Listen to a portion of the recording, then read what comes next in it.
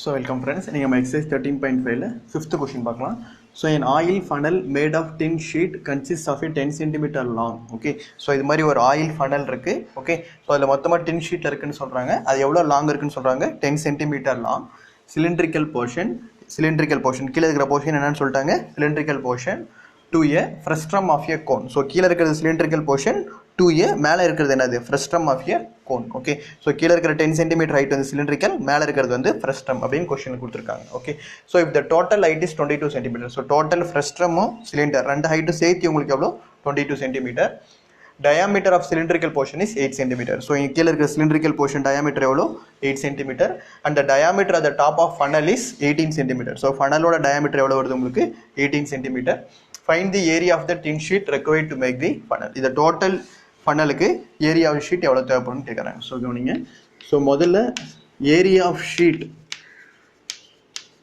என்ன கொடுத்துருக்காங்க? sheet அப்படின்னா உங்களுக்கு முதல்ல எந்தெந்த பார்ட் வரும்? முதல்ல curved surface area of frustrum ஒன்று. ஃபர்ஸ்ட் பார்ட் வந்து என்ன கொடுத்துருக்காங்க? curved surface area of frustrum. கீழே இருக்கிற part curved surface area of cylinder. So மேலே இருக்கிற part curved surface area of frustrum plus curved surface area of cylinder.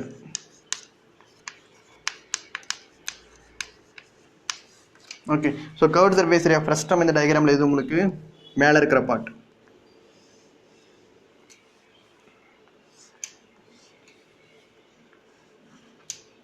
இது first part curved surface area of frustrum. Okay, so plus curved surface area of cylinder. So இங்கே இருக்கிற part, கீழே இருக்கிற part. So இந்த part எடுத்துக்கோங்க.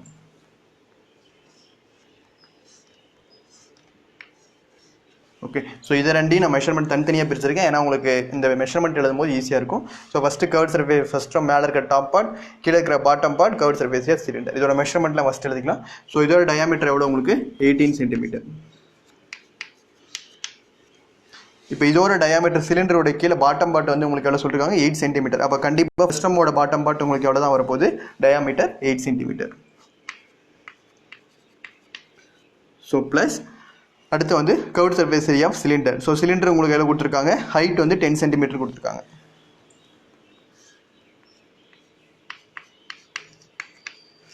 So next சிலிண்டரோட diameter கொடுத்துருக்காங்க 8 centimetre கொடுத்துருக்காங்க. Okay, so இப்போ ஜஸ்ட்டு ஃபார்முலா சப்ஸ்டியூட் பண்ணுவோம். ஸோ ஃபார்முலா சப்ஸ்டியூட் பண்ணிட்டு என்னென்ன தேவைன்னு பார்க்கலாம்.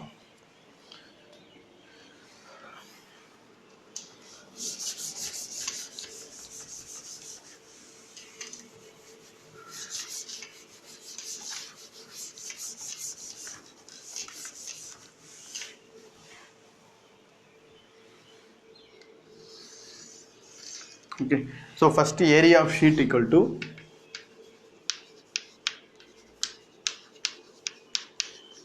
curved surface area of frustrum. First part இந்த part எடுக்கிறோம். curved surface area of frustrum top part. So okay, so pi formula என்ன உங்களுக்கு? R1 plus R2 into L. ஏன்னா உங்களுக்கு ரெண்டு டயாமீட்டர் இருக்கு, மேலே ஒரு டயாமீட்டர் இருக்கு, கீழே ஒரு டயாமீட்டர் இருக்கு. அதனால frustrum curved surface area of frustrum என்ன உங்களுக்கு ஃபார்முலா வரும்? pi R1 plus R2 into L formula. Okay, so next curved surface area of cylinder. So curved surface area of cylinder உங்களுக்கு formula 2 pi RH. Okay, so 2 pi RH வரும். ஆனால் நம்மளுக்கு இந்த funnel ரேடியஸில் நம்ம எடுக்கும்போது பார்த்தீங்கன்னா எந்த ரேடியஸ் மட்டும்தான் எடுப்போம்? R2 மட்டும்தான் எடுப்போம். R1 வந்து உங்களுக்கு கண்டிப்பாக இன்க்ளூட் ஆகாது. So only bottom part of cylinder மட்டும்தான் இன்க்ளூட் ஆகும். ஓகே, ஸோ 2 pi RH அப்படின்றது வந்து எது வரும் உங்களுக்கு? R2 பார்ட் மட்டும்தான் வரும். ஏன்னா ஃபனலோட curved surface area பார்ட் கேட்டிருக்கோம். அப்போ எது மட்டும்தான் உங்களுக்கு இன்க்ளூட் ஆகும்? பாட்டம் பார்ட் மட்டும்தான் இன்க்ளூட் ஆகும். ஸோ பாட்டம் பார்ட் இன்க்ளூட் ஆனால் நீங்கள் உங்களுக்கு எது வரும்? இது வந்து மேலே இருக்கிறது நம்ம R1 எடுத்துக்கலாம். ஸோ இது டயாமீட்டர், ஸோ D1, இது வந்து D2. ஸோ அதே மாதிரி இது உங்களுக்கு என்னது? D2. ஓகே, ஸோ டயாமீட்டர் எடுக்கிறதுனால நம்மளுக்கு இது என்ன கண்டுபிடிக்கிற மாதிரி இருக்கும்? சிலிண்டரில் R2 மட்டும்தான் கண்டுபிடிக்கிற மாதிரி இருக்கும். சொல்கிறது புரியுதுங்களா? ஓகே, இது டிஃப்ரென்ஸ்க்காக R1 R2 போட்டிருக்கேன். ஸோ டாப் பார்ட் வந்து R1, ஸோ பாட்டம் பார்ட் என்னது? R2. ஸோ இங்கே பாட்டம் பார்ட் தான் உங்களுக்கு சிலிண்டர்லையும் இன்க்ளூட் ஆகும். ஸோ இங்கேயும் நம்ம என்ன தான் எடுத்துக்கணும்? R2. ஓகே, ஸோ இப்போ என்னென்ன தேவைன்னு கண்டுபிடிச்சிடலாம். ஸோ R1 தேவை, R2 தேவை. So next L slant height தேவை நமக்கு இதில். அதே மாதிரி இங்கே சிலிண்டரில் R2 ஏற்கனவே கண்டுபிடிக்கணும். நெக்ஸ்ட்டு ஹைட் கண்டுபிடிக்கணும். So first radius of top part of frustrum. top part of frustrum equal to என்ன எடுத்துக்கிறோம் R1. So R1 radius of top part of frustum என்ன உங்களுக்கு 18. இது டயாமீட்டர் தான் 18. So 18 divided by 2 equal to 9 centimetre. இது வந்து top part. Next radius of bottom part of frustum. அது நம்ம என்ன எடுத்துக்கிறோம் R2ன்னு எடுத்துக்கலாம். ஸோ R2 டயாமீட்டர் எவ்வளோ உங்களுக்கு கொடுத்துருக்காங்க 8 சென்டிமீட்டர் கொடுத்துருக்காங்க. So 8 divided by 2 equal to 4 centimetre. Okay, so என்னென்ன கண்டுபிடிச்சிட்டோம், R1 கண்டுபிடிச்சாச்சு, R2 கண்டுபிடிச்சாச்சு. நெக்ஸ்ட் நமக்கு தேவை வந்து L. So L equal to slant height of frustum. Slant height of frustum equal to L equal to root of R square plus H square. இதுதான் உங்களுக்கு formula. Okay, L equal to root of R square plus H square வரும். ஆனால் நமக்கு ஃப்ரஸ்டம்னு வரும்போது 2 இருக்கு. So L equal to என்ன ஆயிரும் R1 minus R2,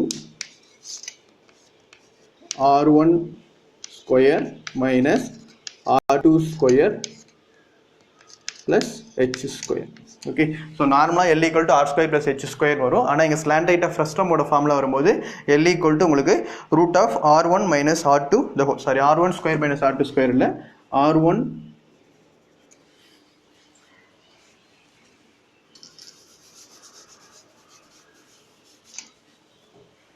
L equal to root of R1 minus R2 the whole square plus H square. Okay, so ஏன்னா இங்கே 2 radius இருக்குது, நமக்கு மேலே டாப் பார்ட் ஒன்று இருக்குது, பாட்டம் பார்ட் இருக்குது. ஸோ அதை மைனஸ் பண்ணிட்டு தான் H ஸ்கொயர் போகும். ஓகே, ஸோ இப்போ R1 அப்படின்றது என்னென்னு கண்டுபிடிக்கிறோம். So L equal to root of R1 என்ன நமக்கு 9 minus bottom part 4. So 4 square plus height. So height of frustum என்ன நமக்கு ஹைட் ஆஃப் இப்போ கீழே இருக்கிற ஹைட் ஆஃப் சிலிண்டர் எவ்வளோ கொடுத்துருக்காங்க உங்களுக்கு 10 கொடுத்துருக்காங்க. டோட்டல் பார்ட் எவ்வளோ கொடுத்துருக்காங்க 22 கொடுத்துருக்காங்க. So total part equal to 22 minus இங்கே கீழே சிலிண்டர் பார்ட் எவ்வளோ 10. ஸோ சிலிண்டர் பார்ட் 10 அப்படின்னா இது ரெண்டையும் மைனஸ் பண்ணால் உங்களுக்கு எவ்வளோ வரும் 12. ஸோ இது 22 அப்படின்னா இந்த பார்ட் 10, அப்போ மீதி இருக்கிற பார்ட் எவ்வளோ 12.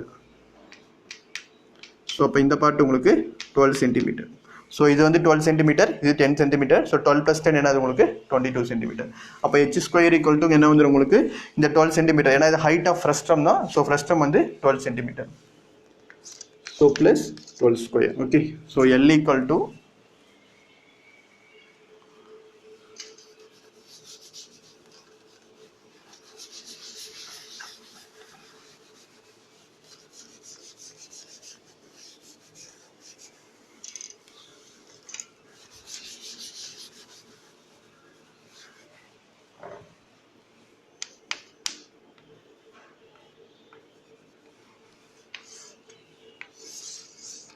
Okay, so L equal to 9 minus 5 என்ன உங்களுக்கு 5 square plus 12 square 144. So L equal to root of 25 plus 144 equal to L equal to root of 169.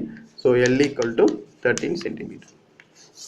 Okay, so slant ஹைட்டோட value slant height of frustum equal to simplify பண்ணால் L equal to எவ்வளோ வருது உங்களுக்கு 13 centimetre. So L ஓட value கண்டுபிடிச்சாச்சு. Next R2. So R2ன்றது என்னது உங்களுக்கு ஸோ ரேடியஸ் ஆஃப் சிலிண்டர் அது ஏற்கனவே கண்டுபிடிச்சாச்சு. R2 equal to 4 சென்டிமீட்டர். Next height of cylinder H equal to அவங்களே கொஸ்டினில் கொடுத்துருக்காங்க H equal to எவ்வளோ 10 சென்டிமீட்டர். ஓகே, ஸோ ஜஸ்ட் இப்போ இந்த எல்லா பாட்டும் நம்ம என்ன பண்ணுறோம் ஒன்று லைனாக சப்ஸ்டியூட் பண்ணிட்டோம்.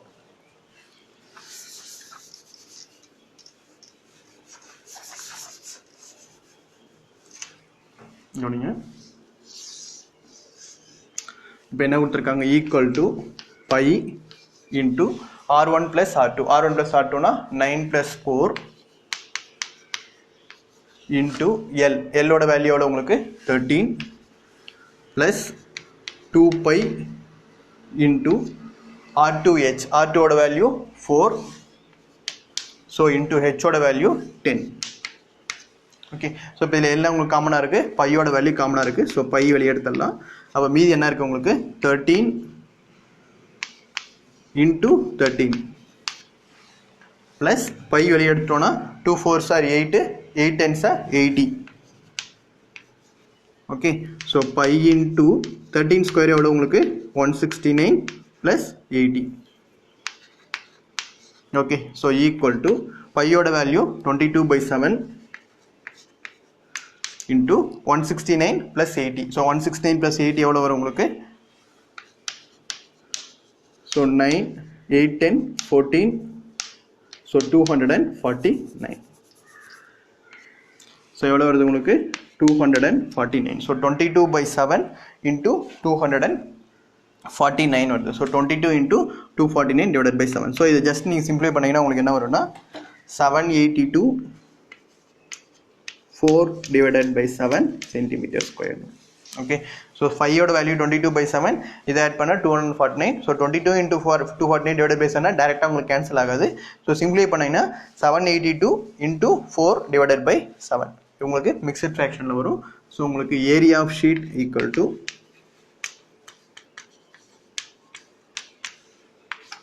782 4 divided by 7 centimeter square.